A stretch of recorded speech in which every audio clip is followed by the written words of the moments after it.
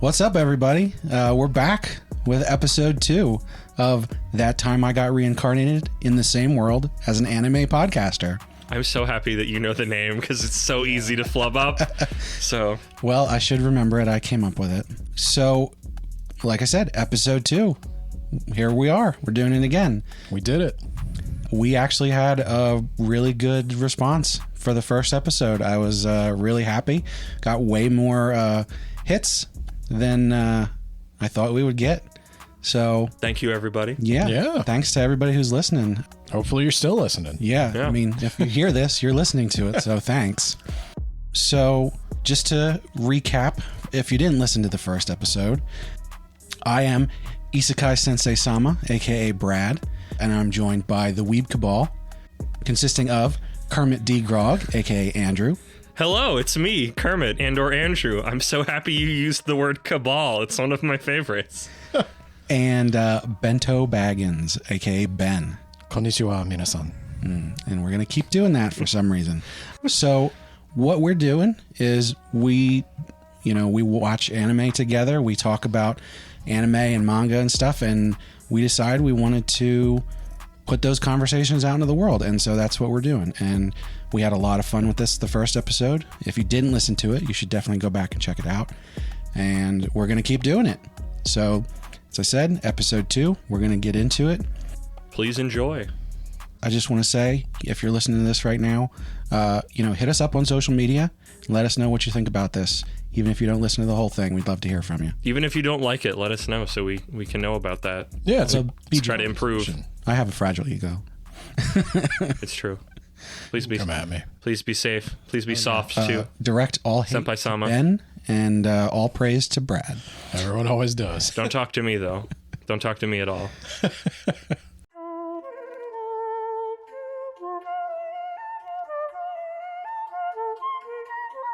So Ben, you mentioned before that you never get to talk about all your anime and manga stuff on your other podcast. So I figured today we would jump into one of your discussion topics. Okay. So the one I pulled out is how anime influences other mediums. Oh, that's an interesting one. Yeah. So did you have a central component of that thought that you wanted to start us off with? Did I have a central thesis on that? I think when I said it, I usually think in terms of comic books. So manga versus comics. And obviously there's a lot of James Patterson has a manga.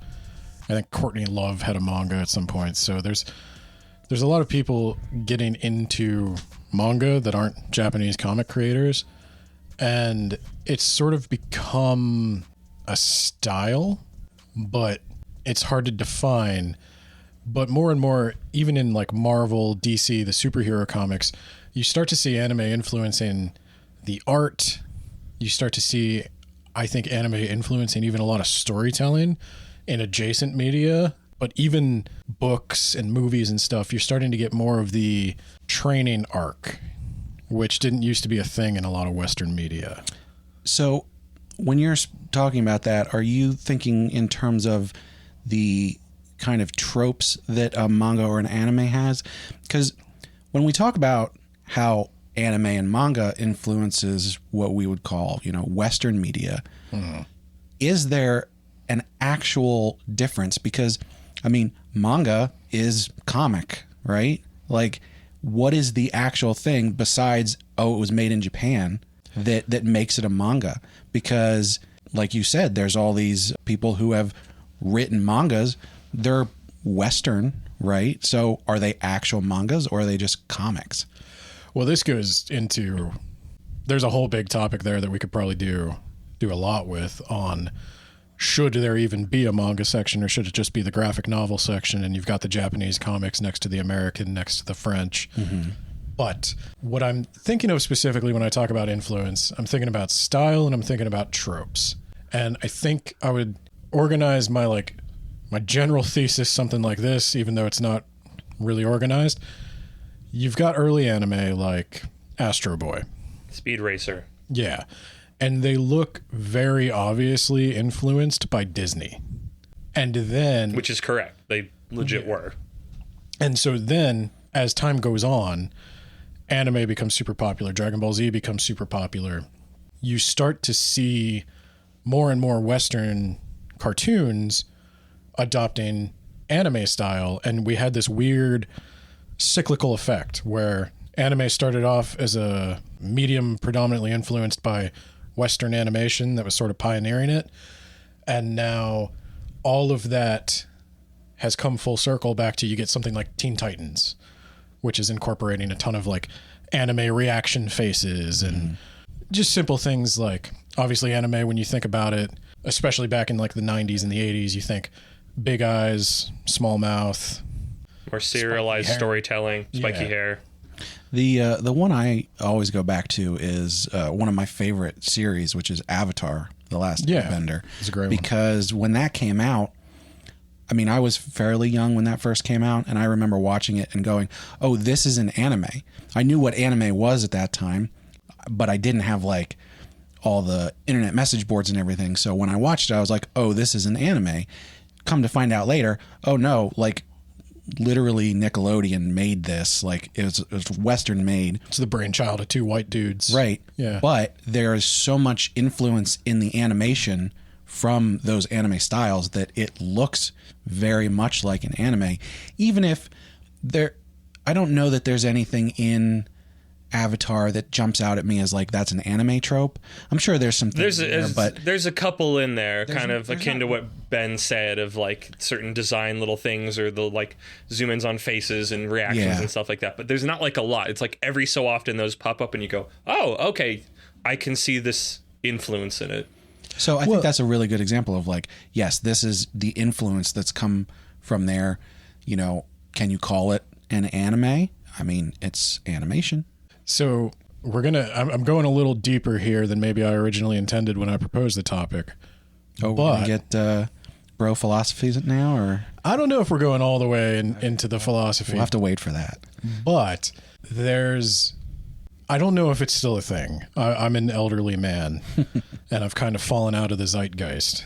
But when I was a kid and I was into anime, that was like a whole subculture into itself. You were one of those people that was into anime. And I'm sure they're still around, but does anybody remember anime music videos? Yes. OVAs. AMVs, you charlatan. Yeah. So there was a big to-do when one of my favorite anime music video artists, I don't know what you'd call them, directors, created a Batman Beyond AMV. And people said, no, that doesn't count. It's not anime. Except if you put Batman Beyond next to Big O, I don't know if I could really tell you they were made by two different people. Yeah. Counterpoint or just point in general, did that AMV, if you remember, have the trappings of the other AMVs that were actually anime? Yeah, if I remember a lot about this. It actually, I think it was Very formative. The song "Turn Me On, Mr. Deadman," and it was all about the Batman Beyond Joker movie, where the Joker came back as like he took over Robin's body or something, and they had like all the fight scene things. I mean, it was very much an anime music video, and so that obviously influenced this guy. He saw enough similarity between what an anime music video was and what a cartoon music video was, but he didn't bother calling it a cartoon music video, because it was still hitting all the beats of an AMV. It was designed to give you the dopamine hits. For me, AMVs were always focus on the best fight scenes, put them to an exciting song, and just really get the adrenaline or the dopamine going.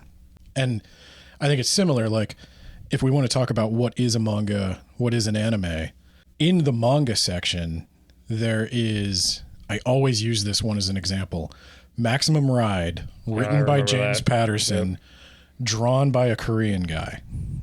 A manhwa. But is it? Or is it a manga? Because it's in the manga section, even though It doesn't have the trappings of it. we've never really discussed as like a subculture or as, I guess, consumers of this, like what boxes does a thing need to check to be a manga? Well, when you say we've never discussed that, you mean us three? Because that's something that's Well, I mean, for a long time. the general culture, like Barnes and Noble, there's an implicit understanding of what a manga is. And because that particular comic looks a certain way, it goes in the manga section and not the comic section. I think at a consumer level, it makes sense to make a differentiation because one is basically an import. So you have... But what happens when the import is made in America? Well, but here's the thing. You know, so for a lot of stories, this doesn't matter. But there's a large percentage of manga that it does matter that it's made from a Japanese culture perspective. There's cultural norms. There's different ways that Japanese society works that if you are reading that going, oh, this is Western, this is me, you're going to get totally lost because I shouldn't say totally. I made faces at him just to be clear. You will get lost because there are differences. There are things that are different enough that you'll go, oh, so this story point happens because of this thing, but we don't do that in America. So I guess how does this work then? Because Ben was describing that cyclical nature of just sort of the Western animation inspired early anime, and then that kind of inspires us, and it's this constant sharing it. We are approaching the not homunculus. What's the word that I want? Singularity. The singularity, but that's also a different thing entirely. But yeah, we're becoming more homogeneous. I think that's the word I want. Something like that. And so that's globalization. Fun buzzwords. my follow on to that is that while from that consumer perspective, it would be good to have that differentiation. So a consumer, especially one who doesn't know better, when they go into a shop or online or whatever, and is picking something out, they have that hint for them. But from like our perspective of normal, people within the culture already, it sort of doesn't make sense to make a differentiation because it's all just comic books and cartoons when it comes down to it. But it's a different feel. It's the idea. And I guess that like you can have American made manga because I feel like this fits everything in Ben's example of the AMV is that first the thing comes into being and is named, and then it is done in a certain way that it gains tropes. It gains certain trappings about it that after a while, the thing that is the shell is no longer what it is. It's these other things around it. An AMV is an anime music video, but you can make other things in that they don't involve anime or might not even be a music video, but because they contain the trappings of that scene, it can fall under that umbrella. It becomes an animation music video. Yeah, also true. But it's it's like, what do you need to see to go that this is a manga? Like I feel like it's to anything when you're coming to labeling. So I always come back to that old court ruling of it's like, I can't define pornography, but I know it when I see it. And I feel like you could say that of anything where the kind of definition is weird. You can't use what's on the tin because when you just say anime, it's like animation, everything's animation, but it's like, no, there's certain trappings with this that it shows up other places and that's what it is. But like from a manga point, it's like, is it a design? Is it a look?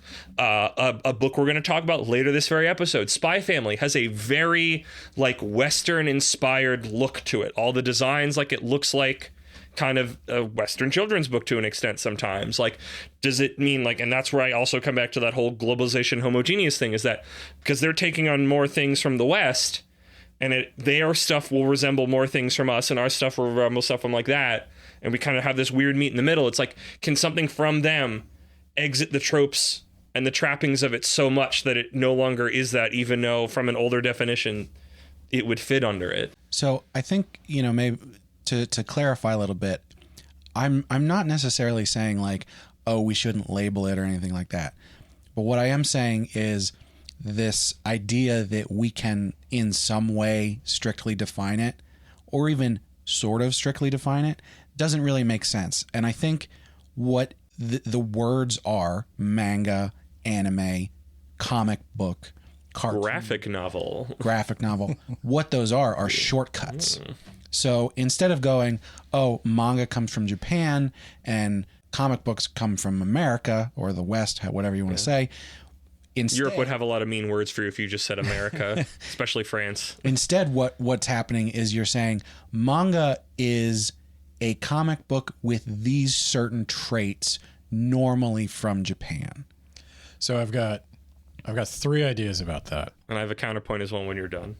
I mean, the first thing is, as they influence each other, there's a whole generation of kids who have grown up with a huge manga section in Barnes and Noble for as long as they can remember. Bless them. When they go on to, I have seen so many rap album covers or single covers that are anime style, very intentionally meant to look like anime, but they're probably drawn by somebody from America for Americans. And so that will eventually, the definition of what manga is or isn't is going to change and erode, and that's fine. And I don't think it's bad or good to have a manga section. I want to kind of examine what the intentions are behind separating them, because the second thought is, when does a food get consumed enough in your country to move out of the international food aisle and just into the, like, when does spaghetti sauce cease to be Italian and just move? And that's some wisdom right there. That's definitely a good point. And does that come down to the zeitgeist of it, where it has to be pervasive enough in the society that basically any person in that society will go, oh yes, this is a thing that we consume? Well, and my third thought then is, and it might be a weird thing to say for somebody doing an anime podcast, but do you consume something just because, or are you more likely to consume something just because it's anime or manga? Like, is it a fetishization of Japanese media, or is it just because it's fine to say I can't define what it is, but then what about it being Japanese or from Japan really gets you? Will Brad read more isekais because they are isekais? I can actually answer this question. And not even entirely from Japan. You branched out into Korea and you branched out into manhwa, so there you go. Still Eastern-y. I'm going to answer this similar. Very honestly, which is, yes, I am more likely to read something that is from Japan or Korea. Not China. Not too into the Chinese ones. There's one that I read, and I think I have 2 or 3 on my to-read list. But the point is, there is something cultural about, those Asian cultures that I'm drawn to, that as I mentioned in the last episode, the baseline you get for like an isekai of those cultural keystones, there's something that I'm drawn to about that makes me more likely to go, oh yes, because this has these cultural set pieces from Japan, from Korea, that I recognize, like, those are the things that the story is built on that I'm drawn to. And it's not that I don't like Western comics. I do enjoy different Western comics, although I will say something like X-Men or something like that, I've never really gotten into, because I've always felt very lost, because it always feels like, where do you start? It's a soap opera. Whereas with most manga, it's like, oh, here's start the beginning. volume 1. Right, and you go for it. Brad, did you know that Naruto is Boruto's dad? What? Start there. Is that why they sound so similar? I'm sorry. That was me trying to do a bit about, knowing where to start with stuff. But yeah. But no, I get that. Well, I guess that's where, again, now we get to get another fun things. That's if in American comics, if you're approaching it from like the superhero point of view, and not like, here's another series that is self-contained within itself, or here is a one shot, or yeah. But I mean, like I said, I really enjoy Avatar: The Last Airbender, and the sequel to that, Legend of Korra, which is sort of divisive. I'm a Korra stan. I'll take this. I really enjoyed it. So it's not. I mean, and I like Rick and Morty. He's got a very big brain. You need a really big brain to get the jokes, Rick. Well, that's Szechuan sauce. And I want to be clear. I'm not.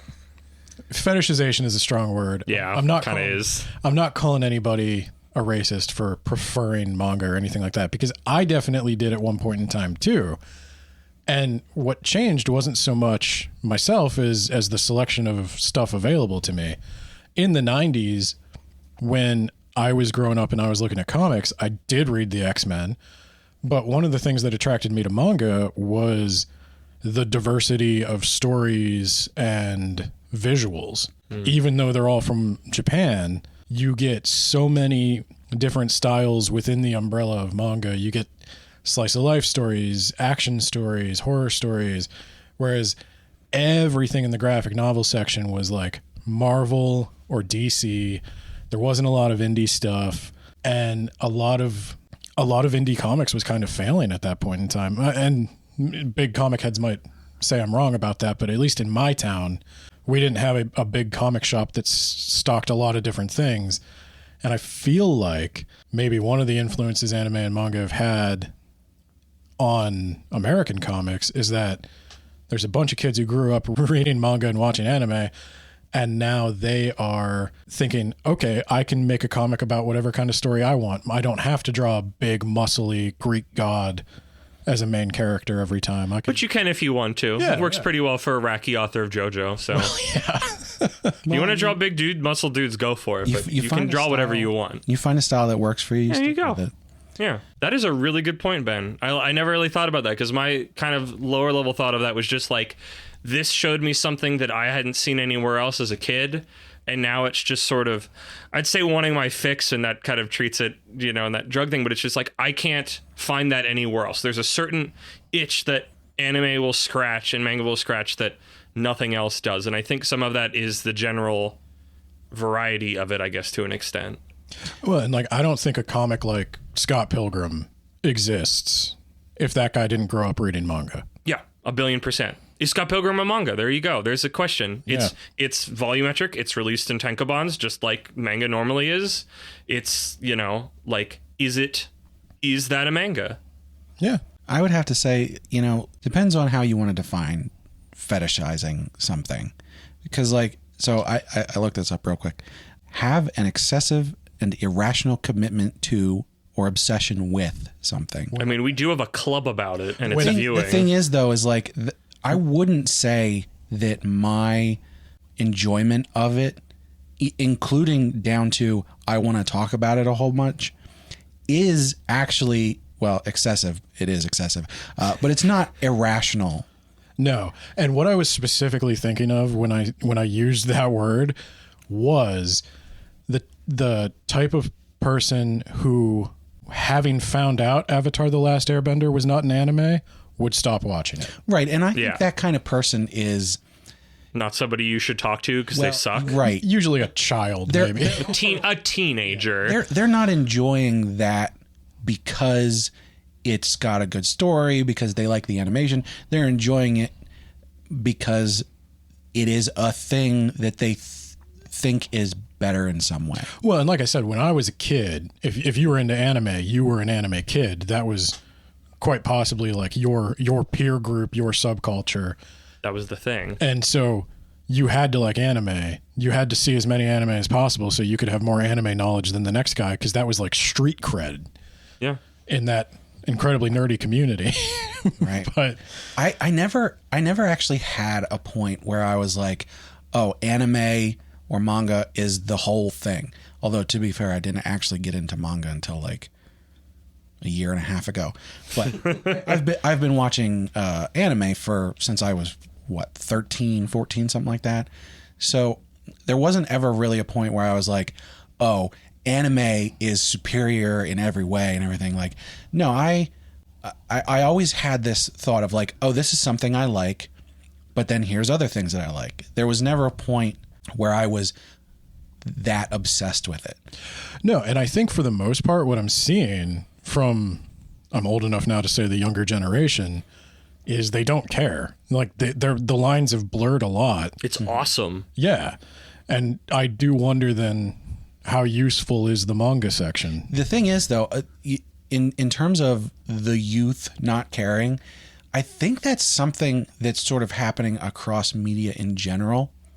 Because for a long, and maybe this was just like, this is what it looks like in the past, but I feel like for a long time you had these sort of cultures of genres.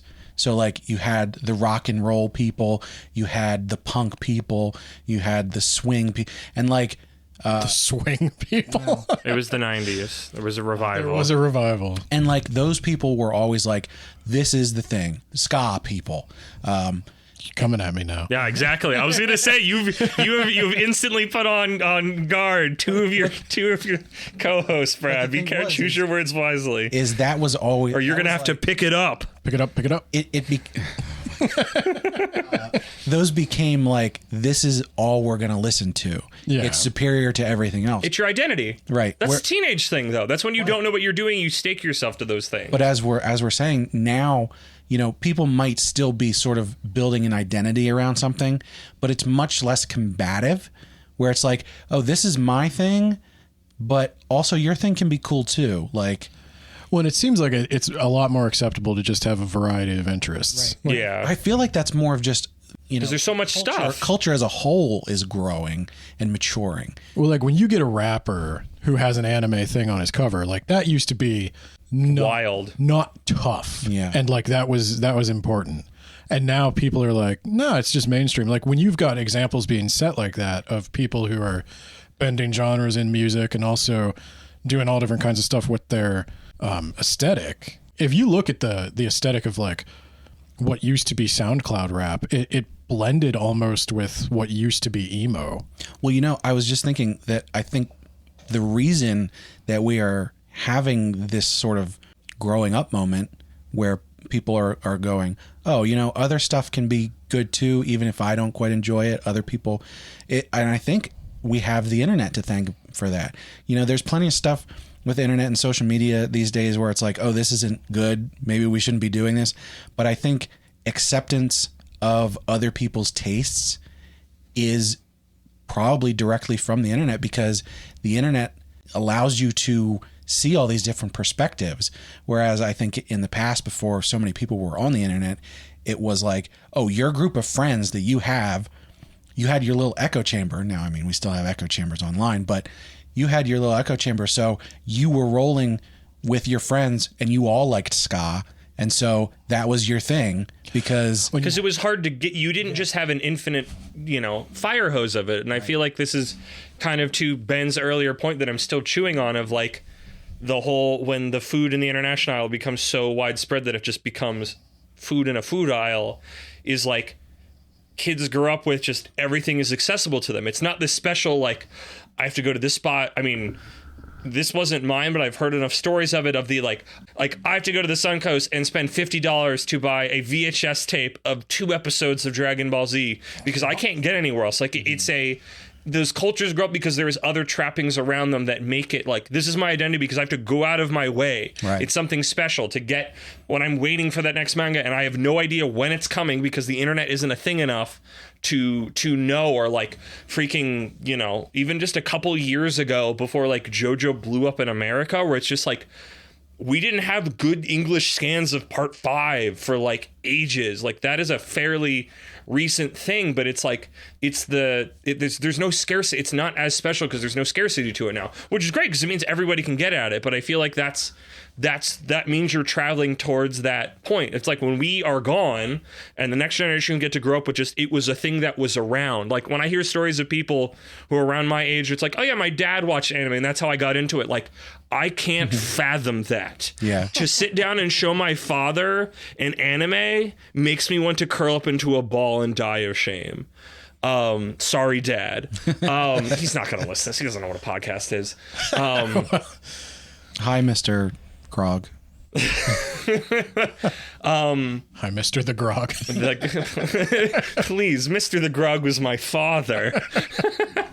But like, that's the thing, is I think because we kind of grew up in that time that we viewed it under that way, that it was delineated, because it wasn't as mashed together now.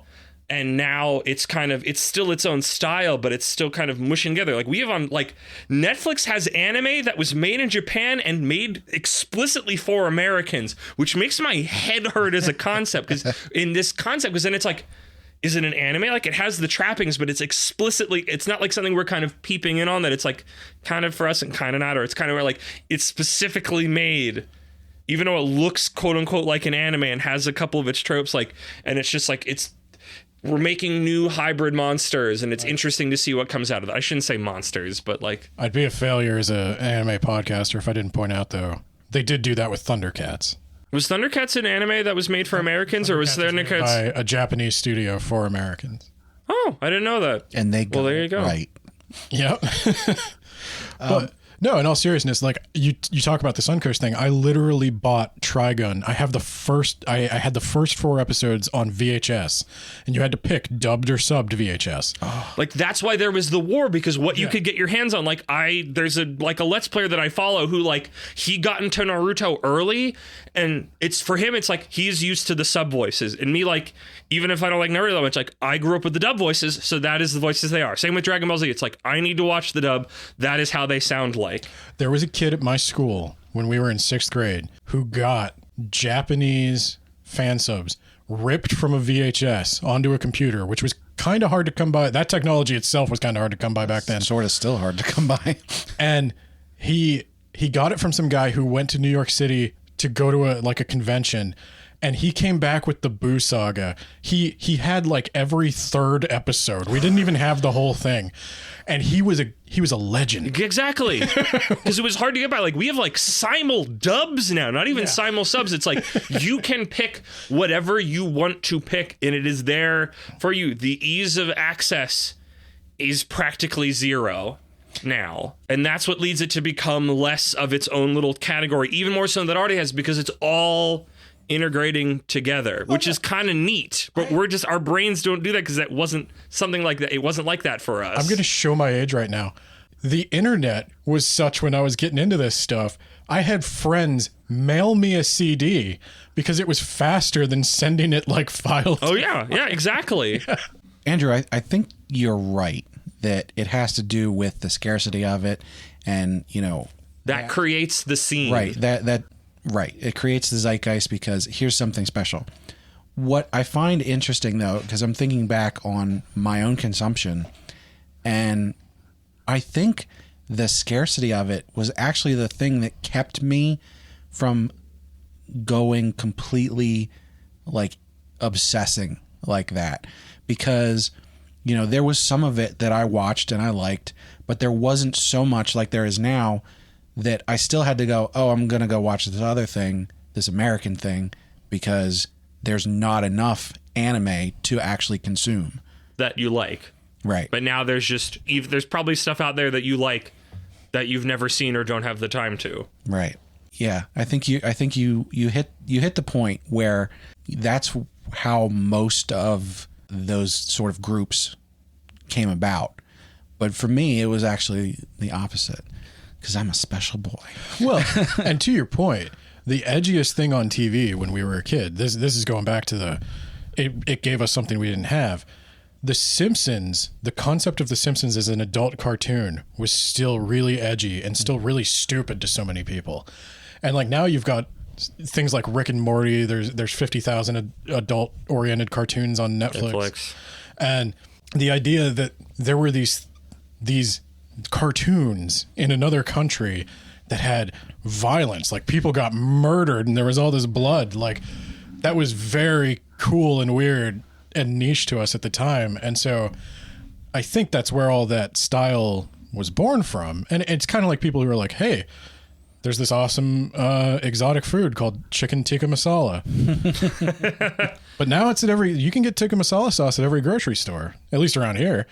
And so it's when does it just become part of the culture? Yeah. When you can get something to scratch the itch everywhere. Yeah. Because there's certain things, like there's certain aspects in, I was like thinking about like what's on my bookshelf of like manga that I grew up reading and reading now. It's just like, I haven't found another thing that scratches the sports anime manga itch. No one's made that. That is not prevalent enough. It's still this kind of special little thing. Have you ever read? This is just me and you talking now. Go for it. Have you ever read Fence? No. If I wish we had pull it up. I wish we pull it up, Isekai. I wish we could show the image. But there's a comic book called Fence. It has a very anime manga style. It's about a boys fencing team. It's kind of half BL, half sport, but like it's an interesting. Actually, no. You know what? I just remembered. It is probably right next to you on the bookshelf that you were sitting in front of, Ben, of my bookshelf. I forgot because there's only one collected shoot, what's the form up from a single issue in comics? Trade paperback? Yeah, it might even just come in a trade called The Avant-Gardes, about an all-women's college basketball team. And it's all about them getting better, but also the interpersonal between the players. And like, this person's really good, but they went through a trauma. And it's not as like cartoony. It's like a little bit more grounded and very gay. It's very gay, which is like one of the benefits, admittedly. But like, that was getting closer to it. It's just like, I like having a group of people where the interpersonal stuff's important, but also just them improving and stuff like that. Like, through that eye of like sports, like the thing that's also on my shelf that is the manga is the Eyeshield 21, which is a football manga. Yep. And like, I love that thing. It is so just the way that you can use sports to tell these stories, that you get to have an entire cast of characters. And it's not like a Dragon Ball Z where you just have a cast of characters and fights are usually one-on-one. Every time you have a game, everybody gets to have a moment because you need to field an entire team. So you get to have an entire cast and all of them get to do cool things and improve. And nobody gets left behind that much because everybody has to have a moment because it's a team game. And like, the trappings and the mechanics of that are still something I have not seen. Not even just in manga. Like, I haven't even seen it that much in manga and anime enough that I found enough that scratches the itch in that way. And I think that goes even further than just manga. That's, maybe even further than just genre, because it's like a particular type of a particular genre of the medium of manga, of the general umbrella term of like, comic art. Just sliced tinier and tinier and tinier and tinier, Yeah. But it's like, that's the thing. It's like, not all of us are so catered to like Lucky Brad over here with his isekais, where he can just lift his foot, he can put his hand into the sand and then pull out gems upon gems. Oh, there's not very many gems. He can pull out food upon food to eat. It's not all good, but it's food. It tastes like the thing he likes. Not a lot of gems, but there's no shortage of rocks. There's no shortage of junk food. Every so often you get a nice quality meal, but you have no shortage of things that taste like the thing that you like. Lots and lots of gravel, and there's like a couple diamonds in there. Sometimes you just like rolling the gravel around your hands, right? What's interesting is we didn't actually touch on a single sub point that you had listed under this topic. I have no idea where I was going when I proposed the topic. How we doing on time to see? Because I don't know if you want to pitch these, all of us, if we're going to start new conversations. We'll have to revisit this. You just want to pitch them for funsies and then call it a segment? But, by way of transition...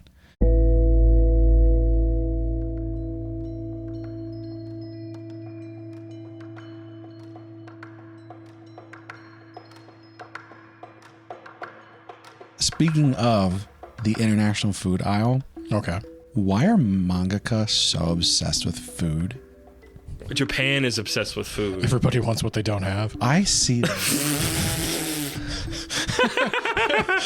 They're always. I hate how right you are and how sad of an answer that is. I see this over and over and over again, where you'll be reading a manga that's like a fantasy manga or a sports manga, whatever it is, not a cooking manga, and then all of a sudden there's like 3 or 4 pages where they're gonna eat something, somebody's gonna make it, and the food is just so detailed, and they'll spend like a page and a half describing, and it's always the same description, which is, I can feel the whatever spreading through my mouth. Like, they use the same line every single time, and I don't understand, because it always comes out of nowhere. Well, I wonder what word they use in Japanese, because I know like oishi means delicious, and it's apparently very common in Japan. Whenever anybody gives you any kind of food, whether you like it or not, you say, "Oh, oishi." Is that what you say when you get it or when you're eating it? When you're eating it. Because I know there is a term that popped up in Golden Kamui from Northern Hokkaido that was like, I was racking my brain for it, but there's like a specific thing. I think they go hina hina when they eat something and they enjoy it. Yeah. It's like, that's like literally one of the characters teaches the other ones, like, that's what you have to say when you eat something and enjoy it. You have to say hina hina. There's definitely a point to that where, and I actually see that more where they're like, oh, it's so delicious. But like this specific thing where you have a very detailed picture of the food, and then the character describing the texture and taste You know, I wanted to say maybe there's something about Japanese culture because every time I've been to a Japanese restaurant, gotten a Japanese snack, or watched a Japanese cooking show, the plating is a huge part of it. It has to look good. The ceremony of it. But then as I thought about that, I was like, yeah, maybe it's a cultural thing. I thought about, I do a book podcast, and I could tell you every fantasy book, anytime they eat a big meal, especially George R.R. Martin, George R.R. Martin is famous for having 3-page descriptions of a banquet. So maybe it's not just a manga thing. Maybe it's just we're reading manga things. Maybe it's just a lonely guy thing. Yeah, I like that. Yeah. They're very hungry. Yeah, I just paint with your stomach. I found it so interesting because I didn't really experience it in other forms, although I don't read books that much, and so like this doesn't happen here. Also, I don't read those things, so I don't know if it happens there or not. So, but I mean, I've watched plenty of television in my life, and it's not as prevalent, I guess. Right, I never really caught on to that, but for some reason, especially because cooking manga and anime exist, and so it always every time I come across it in like an isekai medieval fantasy thing, it's always like, this seems so out of place. I cannot prove this theory anyway. I don't know how I would even begin to, but I would imagine it has something to do with eating nothing but takeout and cup ramen as you work your third 70-hour week. Like a third of the time, it's ramen. Now, it's freshly made ramen, but it's ramen nonetheless. It's an idealized version of the cup of ramen you're eating. I think you're onto something. This platonic ideal. But I think maybe there's also something to the idea of kind of the culture of going out after work in Japan. And probably going to one of those street ramen places. Yeah. That is probably I'd imagine a big part of it. Why they center a certain amount of the day or something around that meal. I mean, as we're pulling from dumb pop culture things to try to scry out something about an entire culture of a nation, in all of the Yakuza games, it's like a really big mechanic that there are all these different restaurants, and here are actual images of actual food, of meals and food you get at these restaurants. And it's like the fact that they spend time of every city that you go to in every game so specifically, and have like mechanics tied to eating these meals, where it's like most of the time it's like you do not need to go to any of these to get, like, you can go to one spot and get one thing of food and heal, but the fact that they have all these different meals in all these different places, so like I don't even think they're rendered, because they're just images. They're straight up images of actual food, of real person food, and not like somebody didn't draw this. It's just like, no, this is an image. This is a picture taken. It's got to be some kind of cultural thing. The developers decided to go out to lunch a bunch and then had to find a way to expense it. Yeah, I would not put it past the Yakuza team. And I should say, hardworking folk. I quite enjoy food. And I really enjoy Japanese food quite a lot. And so, I can't fault them too much. We get ramen on the regular, but I get hankerings for it more than most anything else. But given that it seems to come out of nowhere, in manga specifically, always struck me as like, this is interesting, potentially odd. So, yeah, I don't know. I'm wondering now, like, I was trying to think, like, am I being too generalized about Japanese food? But then I was thinking, like, so you get a nice bowl of ramen, you get like a Five Guys burger. If you unwrap that Five Guys burger, it's just gonna fall apart and like fall out of the bun, and it's covered in grease. Mm-hmm. I don't think you'd get that in Japan. I think you'd get like a nice freshly wrapped, well constructed, designed to be eaten burger. You say that, and I can, from manga and anime, I can confirm that. I can't confirm it in real life. But I've seen plenty of burgers in manga, and they always have that nice little wrap. Like, immaculate. Who does that? In-N-Out, I think. Yeah.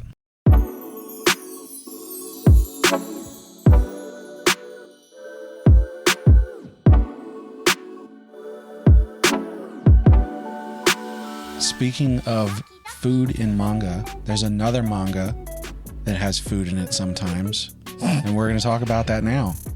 Brad, that was terrible. I'm sorry. Well, do you want to do the jingle? What? We have a jingle? Well, you did it last time. I genuinely don't remember what I did last time. I should have re-listened to this episode. Well, the holidays kind of pushed this off a little ways. It's time for Manga Book Club.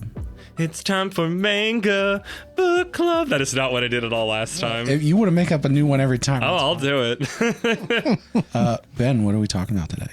I believe we're talking about Spy Family, which I hope is how you pronounce it. Spy X Family, Spy Cross Family. Just ignore the X symbol entirely. It's there to make it look cool. I was going to look it up before we started. Just so you know, if you're trying to search for it, it's Spy and then a big X and then Family. We're just going to call it Spy Family because that's dumb.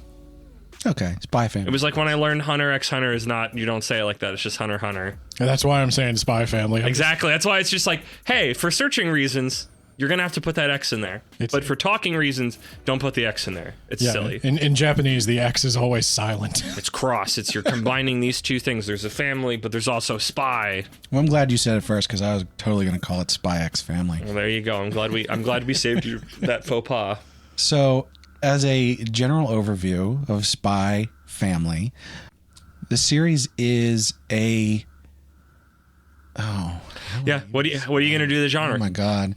It's all of them. It's everything. There's there's a little of everything. The underlying theme of it is a spy thriller in a fantasy Cold War, but like you can tell what everything is who's supposed to be who. However, the underlying theme is a feel-good family drama, slice of life thing. There's bits of romance, there's moments of action. There's a lot of great comedy in it. The art is impeccable. I'd describe it as a heartwarming action comedy. Yes. Yeah. Okay. Yeah. We're gonna let Ben talk about this now. Oh, who writes it? Is it Tatsuya Endo? I don't know the name. Is it somebody who's done something before? Okay, so this is what I was actually going to talk about. I hope I'm getting the mangaka's name right. I remember reading about some of his other stuff, and apparently what he is most famous for drawing are like hyper violent spy crime thrillers. And his editor suggested to him for Spy Family that he do something a little more lighthearted. Well, there's plenty of hyperviolence in the last. But there's also plenty of lightheartedness. So I actually just reread some of the first chapter, which first chapters of manga now are always super long, so they can kind of set things up. So the story is that, like as described, it's like a spy thing. It's kind of a Cold War, East and West Germany a little bit, you know. And you've got our main spy named Twilight, who is this master. He is the master spy. He's like disguised. He'll sneak in places. Like he is the top agent. He has saved the world from entering World War III like so many times. Like he's the guy. And to get at a target, he needs to get at to stop war from breaking out, because that's what a lot of this is about. Is that, hey, these people need to do these things so war does not break out between these two warring nations. The East and the West, the U.S. and the Russians, so to speak, but not actually, because they have like funny fantasy names. So to do this man is only comes out for this private school that he heads it up or something. No, his son is going there. I thought he was like a part of the only reason. Well, it's a very prestigious school. And this leader of this political party, who is sort of at the center of this turmoil that is boiling under the surface. His young son goes to this private school because it's such a prestigious school. And the only time that this man comes out into public is for school stuff. And it's very rare. So to get to him, this spy needs to essentially concoct a family with a wife and a daughter to get or not a daughter. It's a daughter in the story, but a kid to get in this school to kind of infiltrate that and get at this dude. And I don't remember if he's supposed to take him out or just get in contact with him. And I believe at this point, it's only to try and get close to him. Correct. Twilight is a spy, and he's able to do, gun stuff, but he's not really he's not an assassin per se. Right. So then Which needs will to be important later. Correct. So then he needs to get a kid to get into that. And at an orphanage, he finds a little girl named Anya, who turns out is a telepath from some crazy experiment, and she's been hopping between orphanages. She keeps getting returned. She has a bad experience. So she can read his mind, because even though he's not saying he's a spy, he's thinking these things. So she knows he's a spy. But she's not going to tell him that because she's like, I finally have a family. I want to stick around with this. And also, I guess she's told people in the past it hasn't ended well. She also thinks it'll be cool. Yeah, her favorite cartoon is a spy cartoon. Yes, it's called Spy Wars. Like, she's super into spies. So she's like, really, it's like, oh my gosh, my dad's a spy and this is so exciting and cool.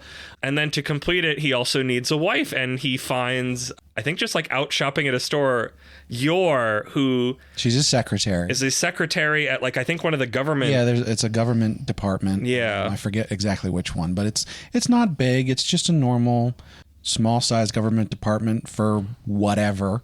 Yeah, and she's like a little hopeless romantic, but she can't quite find the guy. Also, she's like the best assassin in the world. Yeah, as an aside, just like you do that. Well, if I remember right, she doesn't necessarily think about dating, but she's getting a lot of stuff for, being 30 and unmarried. Oh my gosh, what an ancient dinosaur in Japan. Yeah, and so she has to. She's worried now that I think they're in the more Soviet country, and she's worried that somebody's going to think she's some kind of, I don't know, nonconformist. Or just somebody's going to suss her out that she's an assassin. Like, so she's like, wait a minute, this man's wanting a relationship. He seems cool. I need that as sort of a front. And, Twilight, who then is named, takes on the name Lloyd. I don't think we ever actually learn his real name.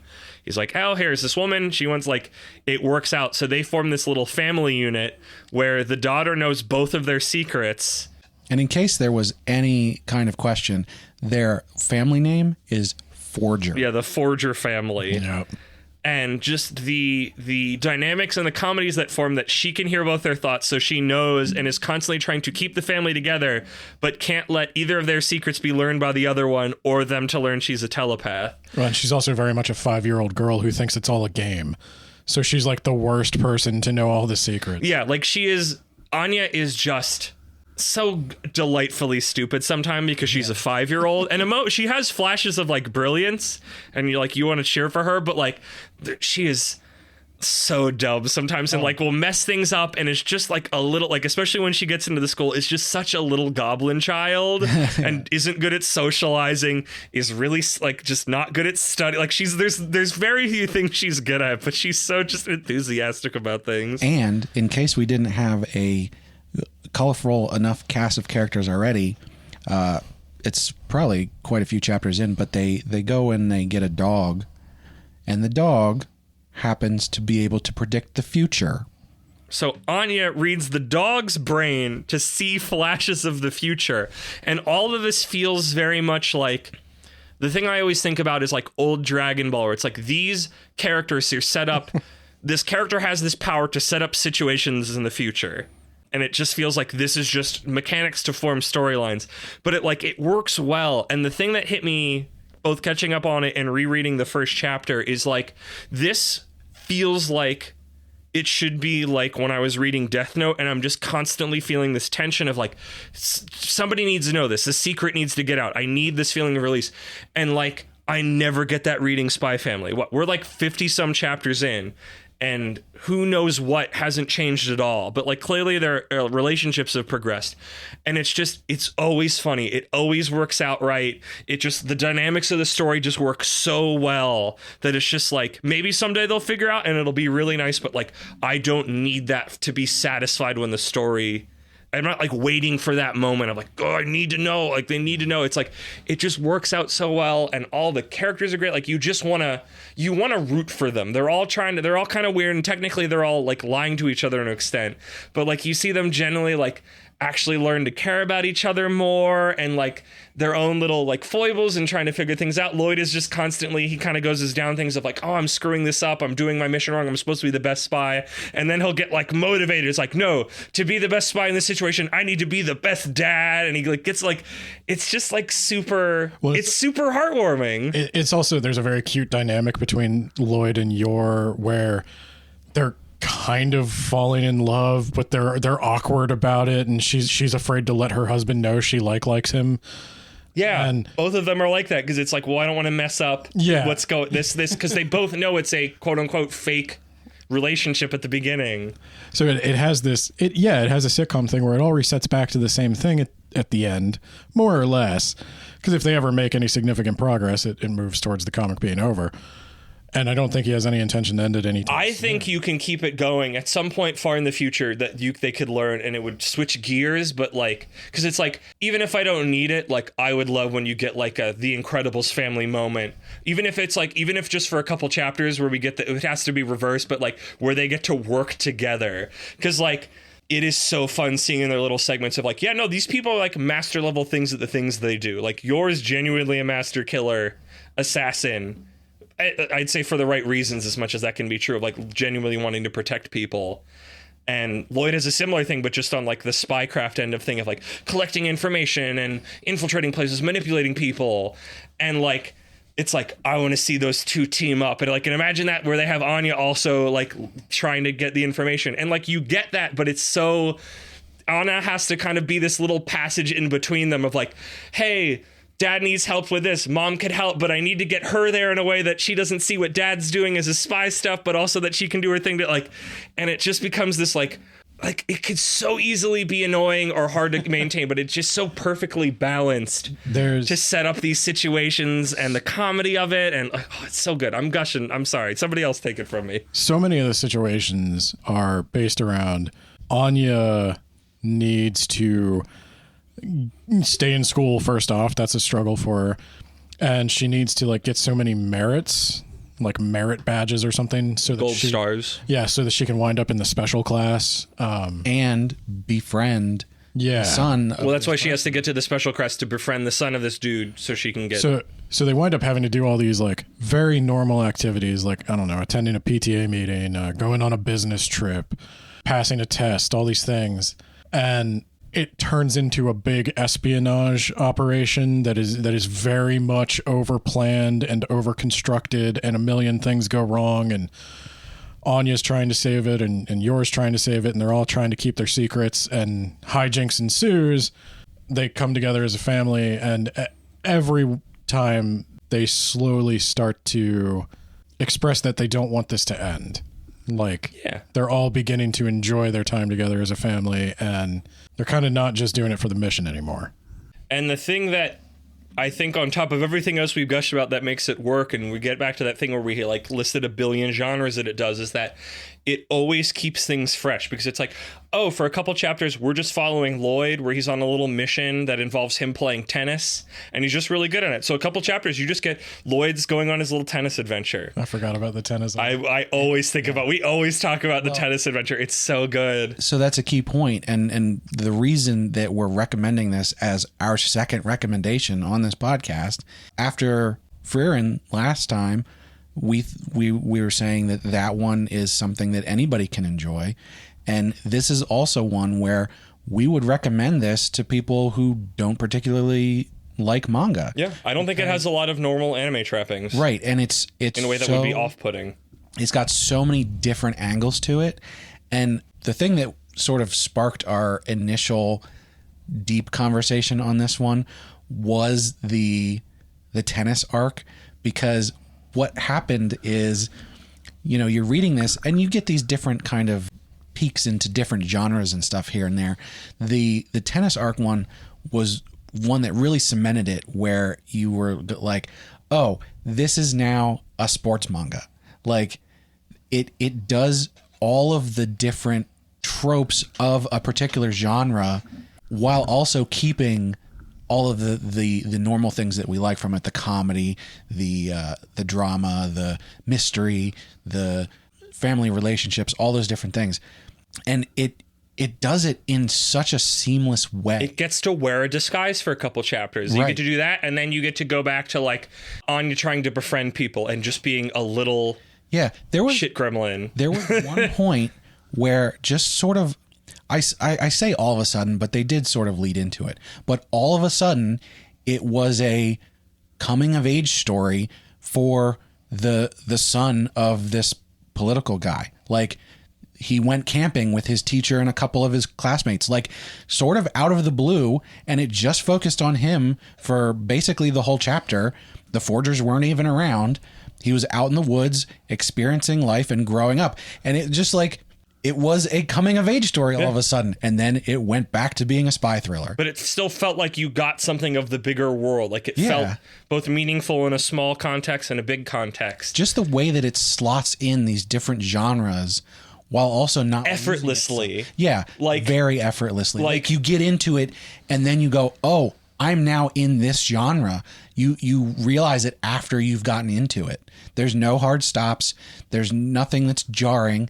It just flows together, and now it's a different genre. And then it goes back, and then it picks something else. Or sometimes it dices them up. They just recently finished one where they're all on a cruise ship, and like you get your going on like, this isn't a shonen action stuff is going on with these fight scenes, but you also have Lloyd trying to go around the ship and like using his spycraft to like collect information and like figure things out, and you've got Anya terrifiedly like running around just trying to like wrangle things. So it's like sometimes you get the family dynamic, and sometimes, like I said, you get just you have like when you finally get to the point where Anya makes it into school and like 20 some chapters in, you just have, here's some Anya chapters, and you finally go like when she's on her own without any parent supervision, it's like that's when she busts out the like great reaction faces of just being this little gremlin child, where it's like she's already adorable and wonderful, and like, you know, she's stupid, like she mispronounces words and it's cute, but just like gets proud over the dumbest things, like just thinks she's so clever in moments where she's just not. And it's like,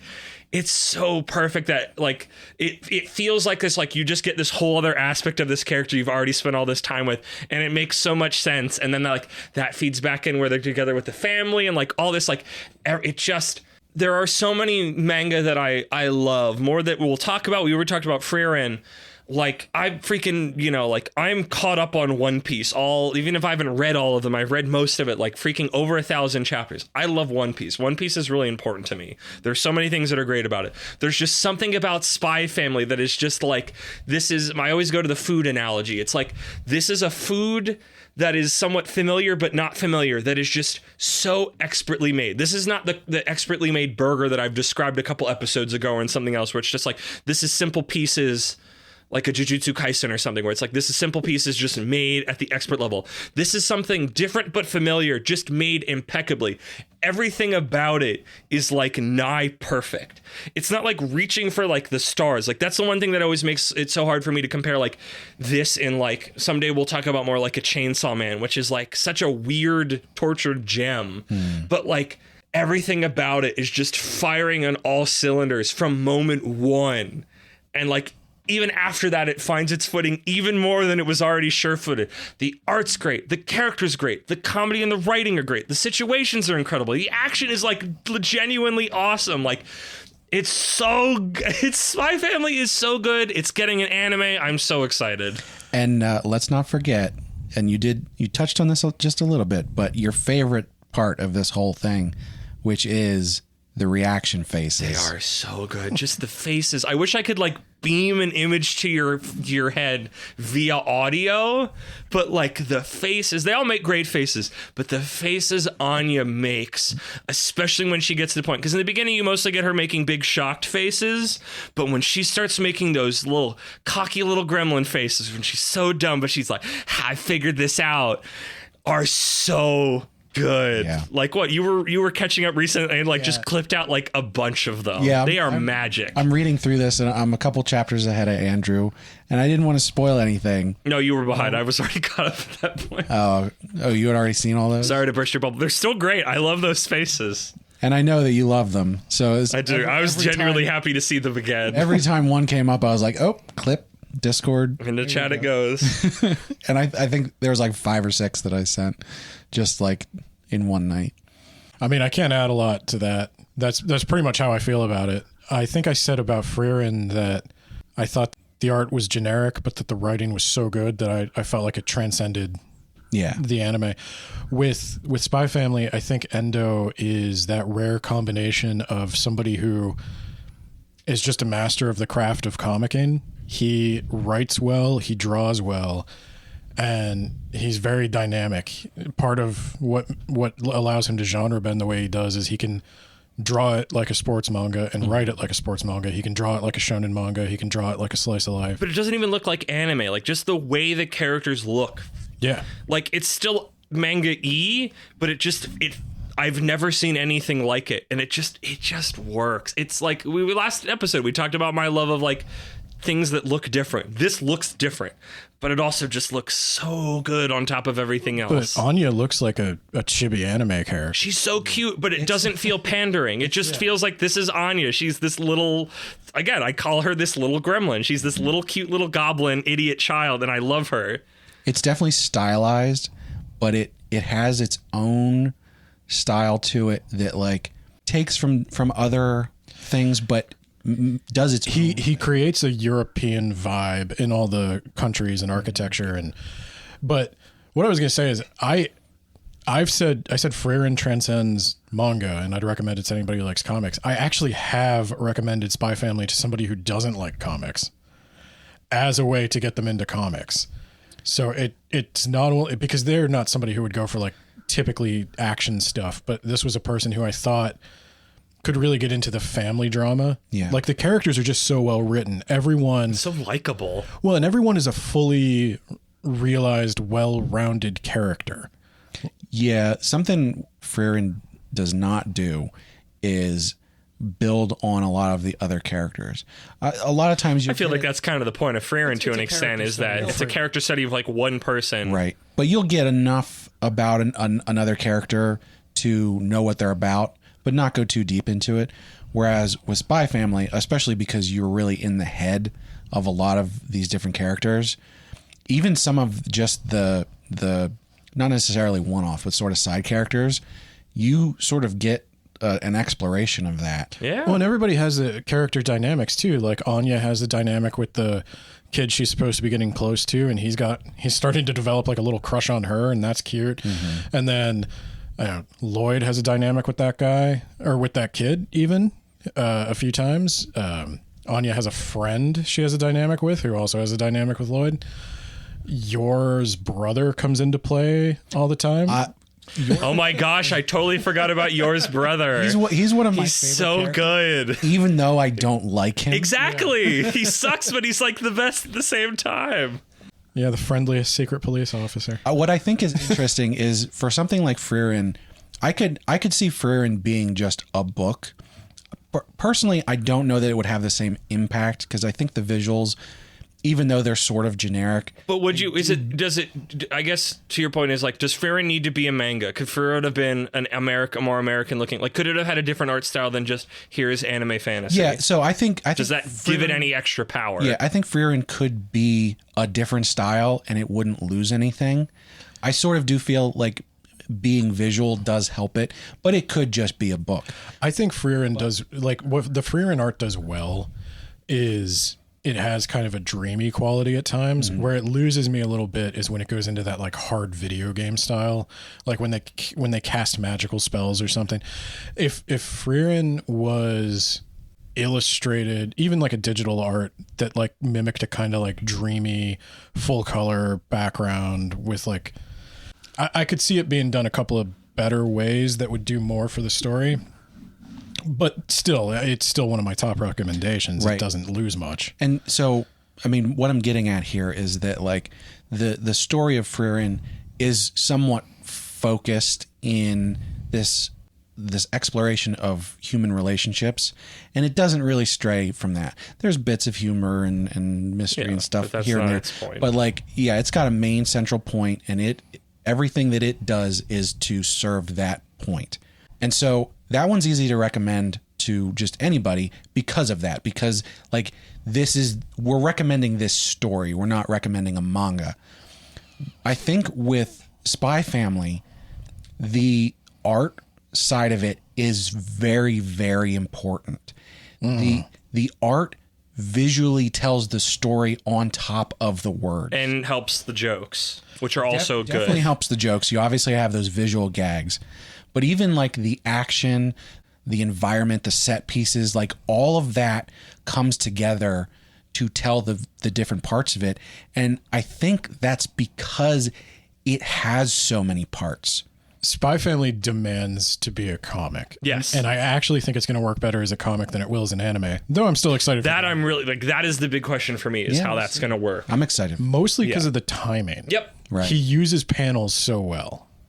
which is it's possible to translate, but it's hard. Especially with how expertly made the manga is. I do agree. I think that's going to be key for the anime to be at the same level of amazing, is that it's going to have to get the timing just right. Yeah. And the tone. Given the trailer that I saw, I think they're going to do. I think that it's going to do it.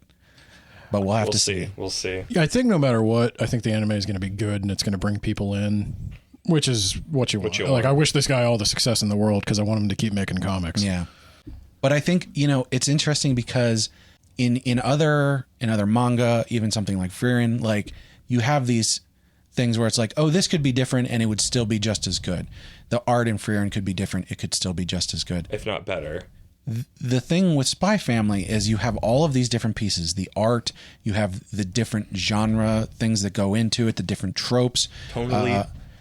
You have so many moving parts, but I think if you changed any of them, it wouldn't be the same. I don't think it would be as good if you changed any of those. Yeah, it's perfect. And the interesting thing there is that I think it's walking a tightrope. Yep. Like it's so good, but it seems like if you shifted some pieces here and there, it would just fall apart. And I think that's what sort of elevates it even more, is that it's done something so difficult. Well, and he makes it seem so effortless. Yep. Yeah. Because I would say the art style isn't very overdone. He is obviously capable of so much more because there are little moments and he chooses when to do, like, I'm going to make this sound like needlessly epic, but he chooses the perfect moments to deploy his full artistic power. Because I could see this guy totally being overindulgent. He could make everything crazy angles. He could make it all very like action packed. But he saves it for when, like, you're not sure, they're a fake family, but then Anya's in trouble and she calls out to her fake mom. And to let you know that the mom instincts really kicked in, she goes like full beast mode. Yeah. And you see it, you feel it. He changes from the art. He makes it way heavier. And like that, he just knows what he wants and he just executes it. I don't know how much time he spends working on it. I don't know if it is. Spy Family does not come out every week, and sometimes it doesn't even come out every other week. But yeah, it's one of those ones where I'm happy to wait because I want him to get it right. And the chapters are not very long. There's like 15 pages. But the art's so good, you just read them twice. I don't know. Yeah. I want to present an idea as a kind of send back to the first half of our episode today.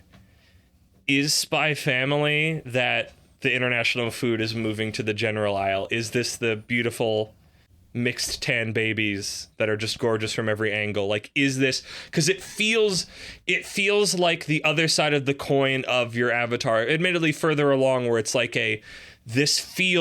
you can feel some of the anime bits, but you can also feel some of the Western bits. And I feel both of them, but it's just like, it's like 65-40. It's like 65 manga, 45 American, instead of like an Avatar or something where it's like the ratios are the other way around, where it's like 65 America or West, 45 Japan. So I would say, I hope so. And I hope that what we're doing right now is something that, moves that along. That said, I think something that sort of helps that is the setting. Yeah.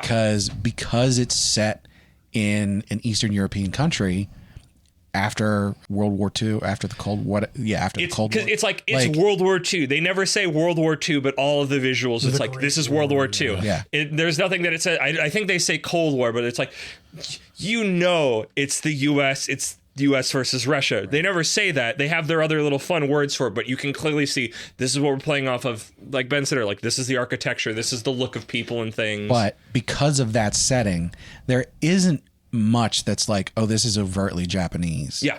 So I think that really helps it to move that direction. I mean, they still do stuff like bowing and but it feels polite speech and stuff like that. But like the setting is decidedly Eastern European. There's an American influence to it, a Western influence, and it does it really well. But this still feels different than a Western comic. Why is that, though? Is it just because I'm reading it in Shonen Jump digitally? No, because it's a hybrid. It's not either of them. But it feels more like... It's a Western spy thriller viewed through the lens of somebody not raised in the West. Yes. Okay, maybe that's it. Is that it's something familiar? Because it's like we talked about this, and we'll probably talk about this in a future episode. But like Jujutsu Kaisen, that we lauded its humor so much because it was clearly so Westernly like inspired. But that still feels very. That one, more than Spy Family, feels still very like it's an anime. And I guess it comes down to tropes. And it's like there's not as many specifically manga anime tropes in Spy Family, but it still feels there's just something. Again, I also come back to I don't know what, I can't define manga, but I know it when I see it. I'd almost have to wonder if Spy Family is more popular in America than it is in Japan. Same with Jujutsu Kaisen. I have no idea what the numbers are for Spy Family. I know Jujutsu Kaisen is like the #1 selling manga, and it unseated a bunch of things that have been around a billion years. Like that thing's selling like crazy. It's wild. Well, that makes me happy because one of the things I was going to say is for a long time, I feel like humor, especially if you wanted to target an overseas market, and it doesn't matter if we're talking about Japan and America or America and China or India and Russia, they would try to boil it down to the most basic, easiest to translate things like slapstick. Yeah. Broad humor. And Spy Family has nuanced family dynamics, and it's still just a basic human story that anyone can get, but maybe it's easier for us because it's based on Western media.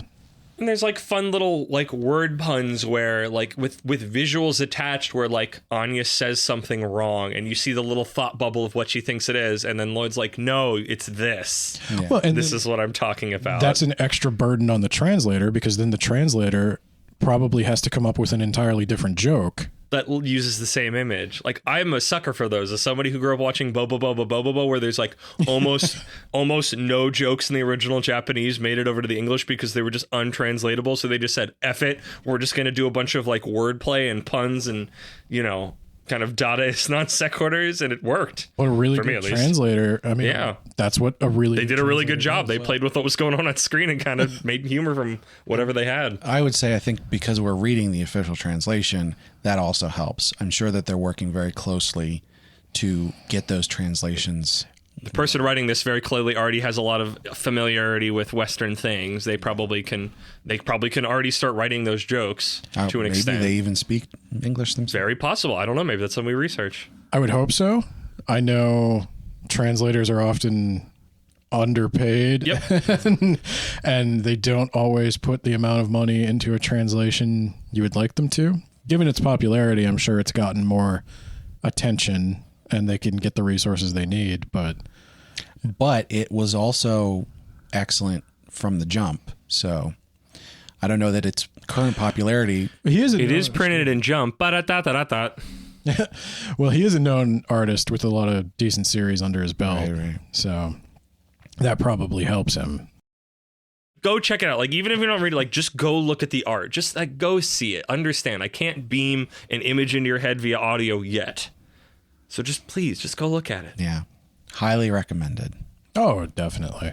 Yeah, to anyone. Even if you don't like comics. I don't know why you'd be listening to this if you don't like comics at all. Yeah, but it's sort of... Maybe you're like a friend of ours who just kind of listened out of like a feeling of wanting to help. Right. So recommend it to your mom. It is definitely... Don't recommend it to my dad. He doesn't want to read it. Probably. Our last recommendation in this one, we're recommending to people who don't watch anime and don't read manga, and yet... Why would you be listening to this podcast otherwise? But there it is. No, it's about sending it to your friends who aren't. The person who's listening to this is in on it, and now they know a new thing to suggest to their friends who aren't as in on it yet. And you know what?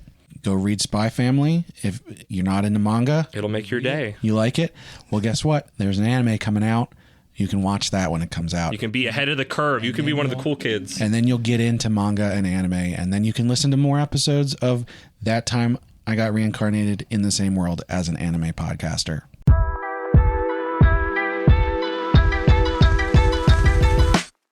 So, thanks for listening. Yeah, thank you, listener. I had fun with this. I hope you guys had a good time. Always enjoy our conversations. Hopefully our enthusiasm translates to your enthusiasm, listening listener. Well, we can definitely hear your enthusiasm, Andrew. Can't contain it. I am also enthusiastic. Yes. Yes. Yes. So, if you're listening to this on a podcast platform like, Apple Podcasts or Spotify or whatever, I would highly encourage you to check us out on YouTube.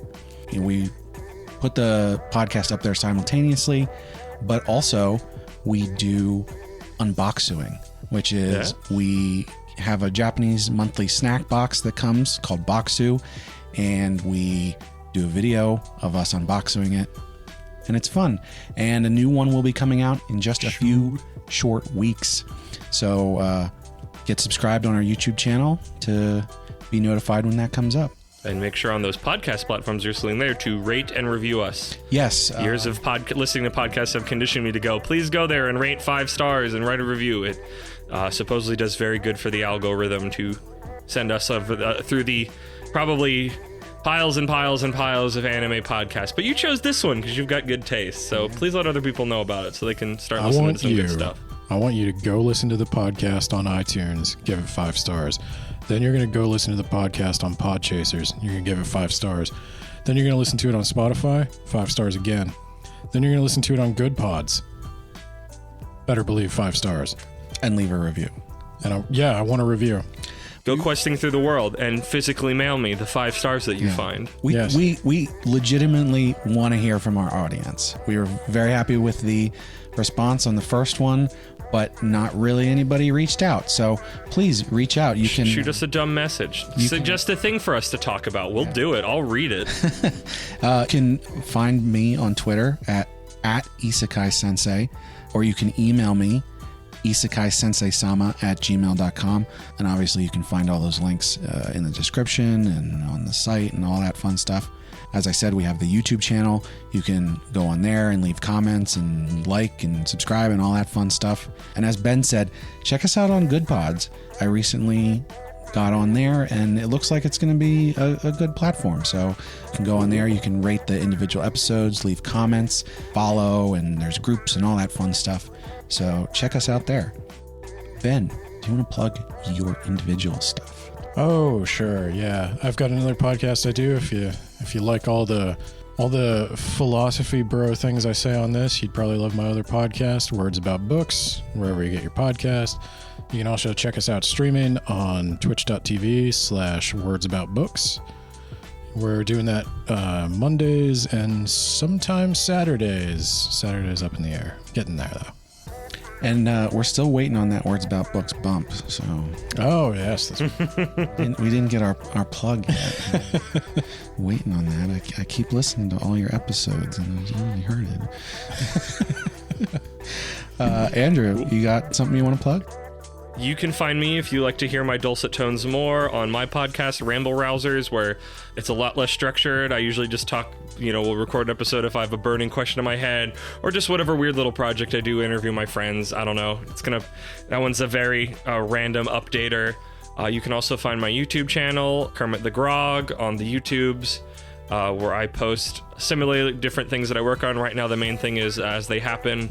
I have a competition amongst my friends called Shag Champ, where we take place in video game tournaments, and the winner trades back and forth a comical Harrius Chest Ken doll trophy that I bought that says third place runner-up Harrius Chest Cancun 1969. So you can see us duke it out to see who is the Shag Champ. Who won that last? My friend Grace had it after a game of Gang Beasts. We had a very close gang of Gang Beasts, so she was the original holder. You can go watch that or some of the older episodes and figure out who's got it now, and subscribe there to see what's coming next. So you just have way too much fun all the time, don't you? I've got a lot of different projects going on. I exude content. Yeah. So, as I said, thanks for listening. We had a lot of fun. We really appreciate everybody who even if you just listen for a couple minutes, although if you're hearing this, you listen for a lot more than a couple minutes. Maybe they just skipped to the end. Maybe that's just kind of the rebel they are. Power to you, wild stallion. But, we're going to keep doing this. So whether you like it or not, I guess we're really only going to be doing 12 episodes a year, but we got lots and lots of stuff to talk about yet. So no worries on that front. We're going to get through it. So, from me, Isekai Sensei Sama, and from Kermit D. Grog, and from Bento Baggins.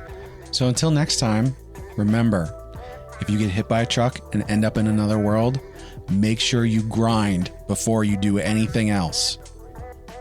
Amen. See ya. See ya.